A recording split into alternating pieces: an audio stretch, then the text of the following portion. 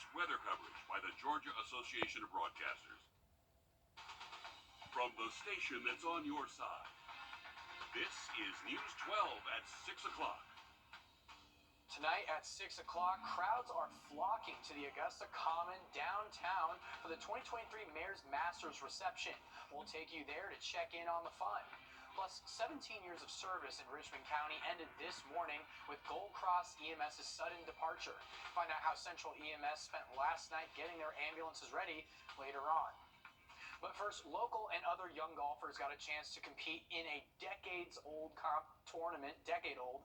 It's called the Drive, Chip, and Putt at the Augusta National Golf Club for kids between 7 to 15 years old. Sports Director Dan Booth is live in the studio tonight to show how the Masters Tournament, U.S. Golf Association, and the PGA came together to help them shine. Thank you, Craig, and good evening, everyone. The 2023 Drive, Chip, and Putt National Finals took center stage at Augusta National on Sunday. Young golfers put their skills on full display, including two-time world champion who might be a familiar face to some in South Carolina. After 5 years, 14-year-old Luke Parsons is back at Augusta National, driving, chipping, and putting. It's a little nerve-wracking, but I think it being my second time, I know how the competition works and just eases the pressure a little bit. For the Parsons family, competing in this year's event has given them the chance to return to their old stomping grounds. It's like a little bit of a homecoming. We used to live about 30 minutes from here in the Aiken area, Sally, South Carolina. There are a lot of memories. We came a little early to visit some of the places we used to spend time. Just some old golf courses, restaurants, our old farm. It also helps Luke continue to build his resume playing the game he loves. It's just pressure, you know. If you get one bad shot, it can kind of mess up your placement, but that's what makes it fun. For most golfers and their families, playing on this legendary course is a once-in-a-lifetime opportunity. So the Parsons family is soaking in every moment Luke drives, chips, and putts alongside some of the best young players in the world. It's just all of his hard work and dedication and determination. It's good to be back. I think it's nice because I practice with them, so to have them see me play and perform, I think it's nice for them. There's a sign honoring Luke Parsons' 2015 6 and Under World Championship on Highway 39 in Sally. Today, Parsons finished in 8th place in the Drive, Chip, and Putt 14-15-year-old division. And at 11 o'clock, our very own Alyssa Lyons will have the latest on the pros arriving for another exciting week of golf at Augusta National, including a guy named Tiger Woods, who is looking for his 6th Masters victory. Exciting stuff heading into this week on the golf course. Thanks for that, Dan. Well, now heading on over to forecast in just a bit.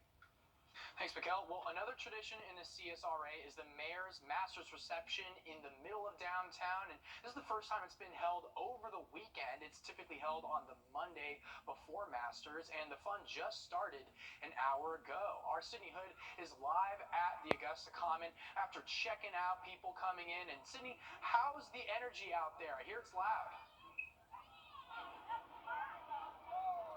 Exactly, Craig. The energy is loud out here, and we got out here around 4 o'clock, and this place was already packed with people, and they're steady filing in, as you can see behind me. It's just fun all the way around, and to give you a glimpse into how much fun these folks are having, we're going to go up here to some of the fun experts themselves. Hey, guys, how much fun are we having out here today? A lot of fun? So you see, it's just fun all the way around out here. You've got games, you've got food truck vendors, and of course, music. It's the kickoff to Golf Week here in the city as they prepare for the thousands of out-of-towners coming in. And again, what makes today so special is it's being held on a Sunday as opposed to a Monday, and it's just another way for the city to come together and celebrate some good old-fashioned fun. I've been coming out here since it started, you know what I mean? And support my city of Augusta, where I'm from all my life, and all the good people, the food, you know what I mean? And it's just overall everything, you know what I mean? That's good about it. And pretty soon, the host himself, Mayor Garnett Johnson, is going to take the stage.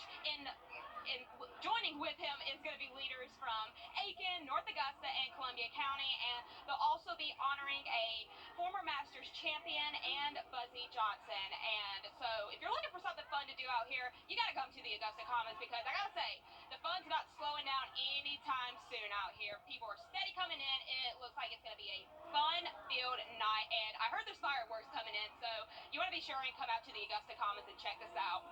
Lots of great stuff out there, Sydney Hood. Oh man, I wish I could go out there. It looks beautiful.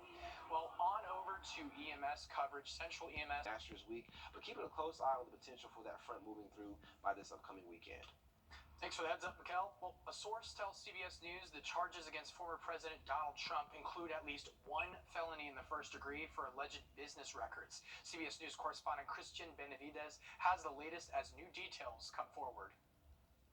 Former President Trump left his Florida golf course Sunday while supporters rallied ahead of his trip to New York, where he will face criminal charges. Two law enforcement sources tell CBS News that Trump is likely to fly into LaGuardia Airport Monday on his private aircraft. The next day, he is expected to appear for an arraignment in Lower Manhattan after a grand jury indicted the former president last week. The historic indictment is expected to be unsealed and read in court, where he will be asked to enter a plea.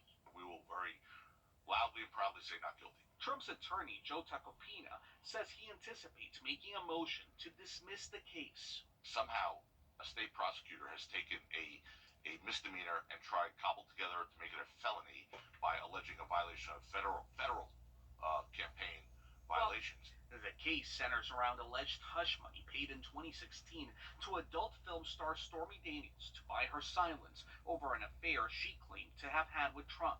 On Sunday, former Arkansas Governor Asa Hutchinson announced he will also seek the Republican nomination. Hutchinson said Trump should drop out now that he's been indicted.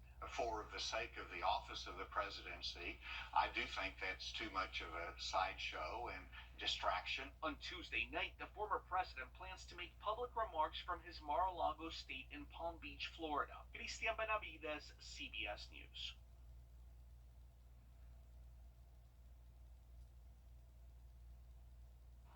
In his initial statement responding to last week's news of his indictment, the former president called it political prosecution and election interference at the highest level in history.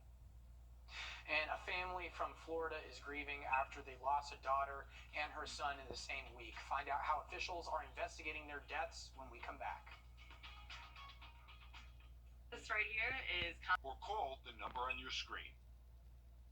The frantic search for a Florida 2-year-old who went missing after his mother was found slain in her apartment on Friday has sadly come to an end. St. Petersburg police announced that Taylon Mosley's body was found in the jaws of an alligator, and Trevor Sachoki has more on this. Family of both Taylon Mosley and Passion Jeffrey are grieving tonight after Taylon was found dead. It is my condolences going out to the family and to his loved ones. We are sorry that it had to end this way. St. Pete Police Chief Anthony Holloway said detectives saw an alligator with an object in its mouth at Del Holmes Park. That's across town from the apartment where Jeffrey was stabbed to death. They fired one round to the alligator. The alligator dropped the object that he had in his mouth, and we were able to retrieve Taylon's body intact. Taylon's father, Thomas Mosley, is charged with 2 counts of first-degree murder for both Taylon and Passion's deaths. We didn't want to find him this way, but at least we can bring some closure to that family now. Earlier today, that family spoke about mother and son. He's always calling his mom on his cell phone. Yep, always. He misses his mom. They called each other all the time. She really loved Taylon. Police don't know how Taylon got to the lake or the cause of death for the toddler. We just want to say that Taylon is a beautiful little boy. And he's really loving and caring. According to Chief Holloway, Thomas Mosley is still in the hospital. Police said Wednesday, the last time Passion and Taylon were seen alive, was Mosley's 21st birthday. More severe weather effects hit this weekend as several homeowners lost their cars to a fire. DeKalb County fire crews responded to 6 cars on fire at an apartment complex yesterday, and you can see they sprayed a hose all over the area to contain it, and they had to bring in more people for help. A captain from the fire department says they believe it's from the strong wind gusts. So what our preliminary investigation has turned out that there was a tree down on arrival as well as wires. We are suspecting that was the cause at this time, but we are going to investigate to get to the bottom of it. Again, that's the fire department preliminary investigation. investigation, and the county was also under a wind advisory until 11 o'clock last night. Some crews spent this weekend cleaning up in Road to the Masters video game. Guests from the Boys and Girls Clubs of Augusta and First Tee of Augusta were in the audience. 8 celebrities, including golfer Tony Finau, Josh Allen, Tim the Tapman, and Lexi Thompson, competed in 4 teams of 2. To give it a try, EA Sports PGA Tour Road to the Masters will be available worldwide on Friday.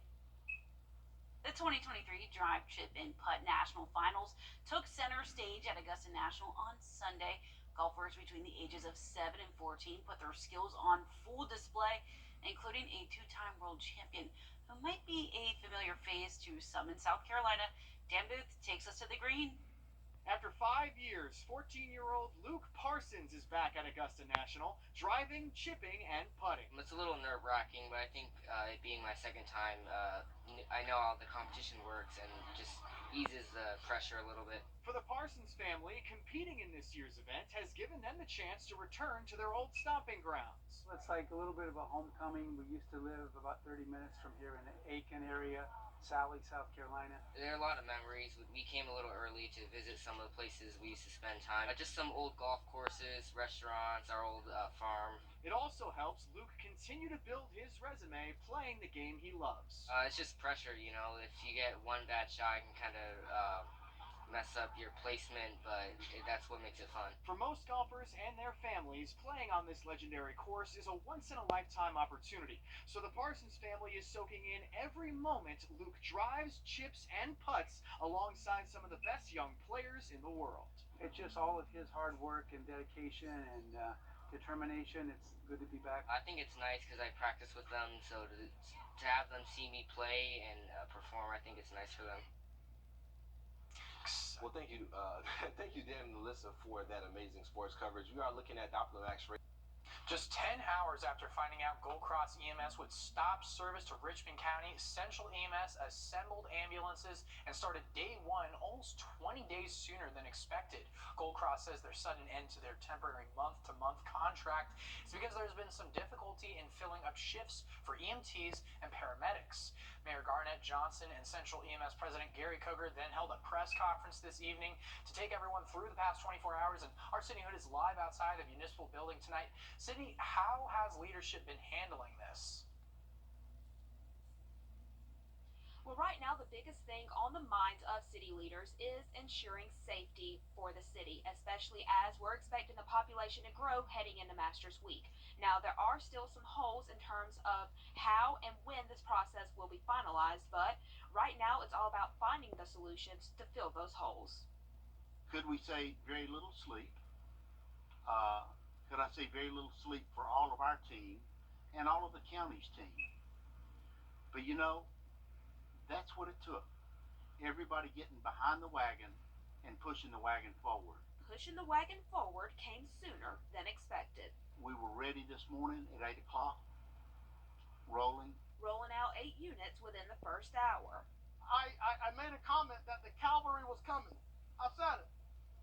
6 o'clock this morning, I saw the cavalry.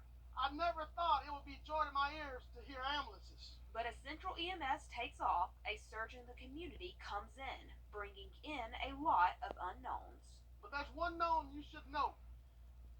To our citizens, you're safe, we have adequate service. As for ambulance response times, Central says, Number one, the citizens have ambulance service today. When they call 911, the ambulance responds. When they need help, the ambulance comes. I think your response times are better now than they have been in quite some time. I think you have more ambulances now, and we're just getting started. How an ambulance answers the call is still a work in progress. Right now, Central is using handheld radios. If we can get that radio call out from the 911 center and over a handheld and get the ambulance to the person, that's what matters. And what matters most overall, the safety of the city. We have a plan in place, one that provides protection to our citizens, one that I think will improve our response times, and something that we owe them so desperately. Interim Administrator Takia Dowse and Central EMS are working through Masters Week to have a contract ready by the following Tuesday. from their commissioners will finally get a first look into how much the city could be throwing in for a subsidy and start the negotiations from there. Coverage in Richmond County and from neighboring counties. Thank you for that coverage, Sydney Hood. Well, still ahead, communities are picking up their